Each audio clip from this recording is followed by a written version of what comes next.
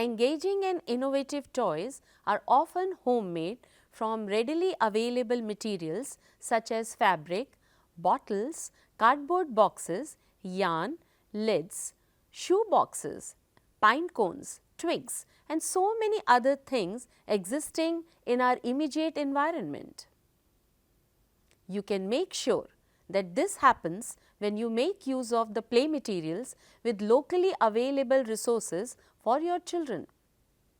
Making toys with locally available materials is a joy itself. Using basic materials and your creativity, you can stimulate play and facilitate children development across all domains including cognitive. The best toys are selected based on their appropriateness for the child's age, development and interests. Use of low and no cost material is especially important for keeping children from economically challenged communities equally benefited. Collect plastic bottles, old shoe boxes, used and clean toothbrushes, and what do you think? What else you can collect? However, these materials are very good for DIY, means do-it-yourself toys, as it challenges children for their critical thinking skills, creativity and problem-solving skills. When choosing materials and planning learning activities for children, you can consider how the toys and games will support development of children within and across domains and 3 developmental goals. Let's create some sample toys with the help of waste and low cost materials. नमस्कार साथियों, जैसा कि आपने देखा कि हमारे वातावरण में आसपास कोई भी ऐसी सामग्री जिसका हम दोबारा से इस्तेमाल करें, जैसे हमारे पास ये पेपर रोल है। इस पेपर रोल से बच्चे अगर कुछ बनाना चाहें, खेलना चाहें तो उनके आसपास और सामग्री वो इकट्ठी करें। जैसे हमारे पास रंगीन बॉटल के ढक्कन हैं। ये बहुत सी ऐसी चीज़ें हैं जो एक बार इस्तेमाल होने के बाद बेकार हो जाती हैं। इनका हम दोबारा से कुछ नया बनाने में इस्तेमाल कर सकते हैं। तो इस पेपर रोल से हम 4 ढक्कन के पहिए लगा के भी इसको हम एक गाड़ी का रूप दे सकते हैं, जो बच्चे इसमें धागा बांध के खींच भी सकते हैं, खेलने में अपना इस्तेमाल कर सकते हैं। तो ये छोटी छोटी चीज़ें हैं जिनको हम अपनी शिक्षा के साथ जोड़ सकते हैं। तो कोई भी चीज़ ऐसी नहीं है कि जिसका आप दोबारा से कोई, अगर आपके अंदर रचनात्मक अभिव्यक्ति का विचार है तो आप उसमें नहीं बना सकते। अब जैसे आपने देखा, ये एक बॉटल का पपेट मैंने बनाया है। किया क्या है, कुछ भी नहीं, सिर्फ एक बॉटल को पेपर से कवर किया और जो 2 कान और 1 नाक और 2 आँख बना के मैंने एक आकृति बना दी इसकी। अब जैसी हमारी ज़रूरत है कहानी के मुताबिक, इस पेपर रोल से भी हम एक चेहरा बना सकते हैं कि ये भी एक राउंड है, ये भी बॉटल एक राउंड थी।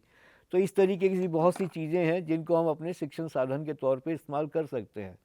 उसमें मैंने देखा कि ये कुछ शुरू में छोटे बच्चे जो होते हैं, प्री प्राइमरी के लेवल के बच्चे, उनको हम एक्टिविटी देते हैं कि यार वो काउंटिंग भी सीख लें और थोड़ा सा कलर के बारे में भी उनको पता चल जाए। तो ये खाली, मैंने कुछ बीड्स मेरे पास मिल गए थे, तो ये खाली बीड्स का इस्तेमाल कर सकते हैं। एक बच्चे की गाड़ी थी छोटी सी, वो टूट गई थी, तो ये बीच में बचा हुआ मिल गया, इसको हम स्टैंड का रूप दे सकते हैं। तो ज़रूरी नहीं है कि कोई बाज़ार से ही सामान खरीद के हम कोई अपना टीचिंग एड बनाएं। आप किसी भी साधन का इस्तेमाल कर सकते हैं। तो मेरे हिसाब से कोई भी चीज़ ऐसी नहीं है जिसका आप प्रयोग कर सकें और उसको आप वेस्ट कहें। वेस्ट तो उसके लिए है जो उसका कोई इस्तेमाल ना कर सके। मेरे हिसाब से पेपर एक इतना सरल माध्यम है जिसको बच्चे भी और अध्यापक भी बहुत आसानी से बना सकते हैं। अब रहा उसका कि उसके साथ उनको क्या सिखाएंगे, क्या अपनी तरीका बनाएंगे। तो बचपन की बात अगर याद आती है तो आपको सबको याद होगा कि नाव से संबंध बचपन का बहुत गहरा रहा है। जब बरसात के समय में पानी बहता है तो बच्चे अपने अलग अलग तरीके से नाव बना के उसके अंदर खेलते हैं, चलाते हैं। और नाव बनाने के तरीके में ही हम बच्चों को आकृति के आकार बता सकते हैं कि देखो ये इसका हमारे पास एक ये आयताकार है, इस आयताकार को हमने एक बार डबल किया तो ये हमारे पास क्या हो गया, अब भी आयताकार ही है। लेकिन नाव बनाने के लिए इसके एक कोने को लेके मैं अगर ऐसे नीचे दबा दूं तो एक ये त्रिभुज का आकार आ गया। ऐसे ही दूसरी तरफ से नीचे दबाऊंगा तो ये एक दूसरी त्रिभुज का आकार आ गया। और इसको नीचे बचे हुए पेपर को अगर ऐसे ऊपर की तरफ मोड़ दूंगा तो इसको एक बहुत सरल हमारे पास एक त्रिकोण बनेगा, जिसको हम बड़े अच्छे तरीके से यूज़ कर सकते हैं कि एक छोटी सी एक बच्चे की कैप बन गई, और कैप के साथ इसको एक नाव का आकार भी देना है। तो इतना होने के बाद फिर एक बार फिर हम इसको वो कर सकते हैं कि ऐसे दूसरी तरफ से फैलाया, और फिर एक फोल्ड इसके अंदर हमने दोबारा ऊपर की तरफ किया तो एक और त्रिभुज बना, ऐसे दूसरी तरफ को भी मोड़ा, तो एक कुल मिला के हमारे पास एक ऐसा आकार आ जाता है। एक बार और कर सकते हैं इसको हम, जितना बड़ा आपको पेपर मिले उसके हिसाब से आप उस नाव का आकार दे सकते हैं। अब ये नाव एक आकार मिल गया हमें इसका, और इसको हम चलते हुए पानी में छोड़ेंगे तो ये नाव घूमती हुई चलती जाती है। तो अध्यापक को सिखाने के लिए इसका एक सरल माध्यम है कि नाव बनाना भी सिखा रहे हैं, और उसके साथ साथ जो आकार है, त्रिभुज है, आयताकार है, वर्गाकार है, इसके विषय में बच्चों को थोड़ा सा हम जानकारी इसके माध्यम से भी दे सकते हैं। तो ये तो रहा हमारे बचपन से जोड़ने वाला एक नाव का आकार। पेपर से ही मैं एक बता रहा हूँ कि गिनती गिनने का एक बहुत सरल और बहुत रोचक उपाय है।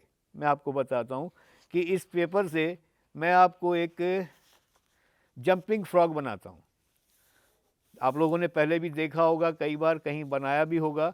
तो जंपिंग फ्रॉग के लिए हमें क्या करना पड़ेगा, डबल पेपर का स्क्वायर चाहिए, डबल स्क्वायर पेपर चाहिए। तो कहने का मतलब मेरा कि पहले हमने पेपर को डबल किया, और डबल करने के बाद फिर हमने उसको स्क्वायर किया। ये देखिए, पेपर को डबल करके स्क्वायर किया। एक बार हमने ऐसे स्क्वायर करने के लिए दबाया था, ऐसे ही दूसरी साइड को भी हम नीचे प्रेस कर देते हैं तो ये आपका दूसरी साइड आ जाती है। अब इसको हम ऐसे ओपन करके देखेंगे तो एक सेंटर में भी एक स्क्वायर का आकार नज़र आ रहा है, लेकिन एक इनसाइड है और एक आउटसाइड है। दोनों को इनसाइड कर लेते हैं। तो जो ये आउटसाइड चल रहा है इसको एक बार दोबारा फिर हम अंदर की तरफ पेपर को प्रेस करेंगे तो ये आसानी से हमारे पास इस तरीके से आकार आ जाएगा। और फिर ये सेंटर वाला जो स्क्वायर है इसको ओवरलैप करना है ऐसे, ऊपर वाले इस साइड के पेपर को इसके आधे भाग में आएगा ये, और ऐसे ही दूसरे वाले को भी इसके आधे भाग में आएगा। पेपर अब भी हमारे पास डबल स्क्वायर पेपर है, लेकिन इतना करने के बाद हमें क्या नज़र आ रहा है, एक साइड में तो प्लेन पेपर आ गया हमारा, और दूसरी साइड में हमारे पास 4 अलग अलग कॉर्नर नज़र आए, 1 2 3 4। अब ये 4 कॉर्नर जो हैं ये हमारे 4 लेग्स में कन्वर्ट हो जाएंगे। ऐसे मोड़ देंगे पीछे की तरफ तो आपकी 4 लेग्स बन जाएंगी। अब हमारी इस फ्रॉक की लेग्स भी बन गई। इसको ऐसे सीधा करके देखा तो सेंटर का एक नज़र आ रहा है निशान, जिस सिरे को पीछे का हिस्सा बनाना है उसको सेंटर तक हमने मोड़ा, और साइड वाले चीज़ को लेके 90 का एंगल बनाया। आकार के विषय में हमने बच्चों को बता दिया था। इसकी मेकिंग में आप बच्चों के कोण का आप बता सकते हैं कि इस तरीके से आपने 90 का एंगल बनाना है तो एक आकार नज़र आएगा। और ये जो पीछे वाला त्रिभुज जो नज़र आ रहा है ये डबल है पेपर, इसको ऐसे ओपन करके इसके अंदर ये डाल देंगे तो ये शेप जो है डिस्टर्ब नहीं होगी, दोनों साइड से इसमें हम इसको डाल देंगे। अब यहाँ तक तो हमने बच्चे के साथ शेप्स के बारे में बताया और एक ऑब्जेक्ट बन गया हमारे पास फ्रॉग का। लेकिन अब इसकी जो क्वालिटी है जंपिंग की, इसमें हम सीधे सीधे ऐसे पीछे से एक बार मोड़ेंगे और फिर इसको डबल मोड़ देंगे ऐसे। यहाँ हम बच्चे को साइंस के बारे में बता सकते हैं। एक्शन का रिएक्शन जो होता है ना, किसी भी चीज़ को अगर आप नीचे से दबाते हैं तो आगे की तरफ उछलती है, तो ये जंप करेगा। और ये अच्छे से इसको मोड़ने में भी हम ये देखना है कि इतना मुड़े कि पीछे का बैलेंस ख़राब ना हो। और इसको किसी भी पेपर से हम बना सकते हैं, न्यूज़पेपर से बना सकते हैं, सिंपल पेपर से बना सकते हैं। अब इसको हम पीछे से जितनी बार प्रेस करेंगे उतनी बार वो आगे जंप करेगा। तो इससे हम आसानी से बच्चों को गिनती के साथ जोड़ सकते हैं कि कक्षा के अंदर हमने 2 फ्रॉग बनाए, बच्चों को सिखाए और ये कहा कि चलो भाई दौड़ लगाते हैं, और उसमें आप 1 से 10 तक की गिनती बच्चों को शुरू में कहें कि चलो हर बार बोलोगे। तो ये हम अपने इसको एजुकेशन में के साथ इस खिलौने को हम जोड़ सकते हैं।